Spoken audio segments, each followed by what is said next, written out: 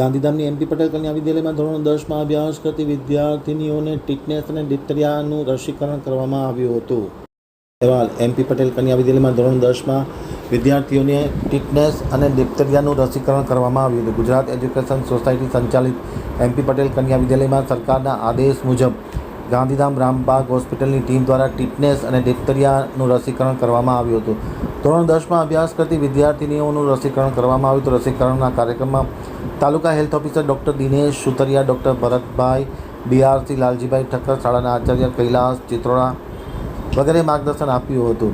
તાલુકામાંથી 3 ડૉક્ટરોની team આવી હતી. શાળાની 100 વિદ્યાર્થીનીઓને રસીકરણ કરવામાં આવ્યું હતું.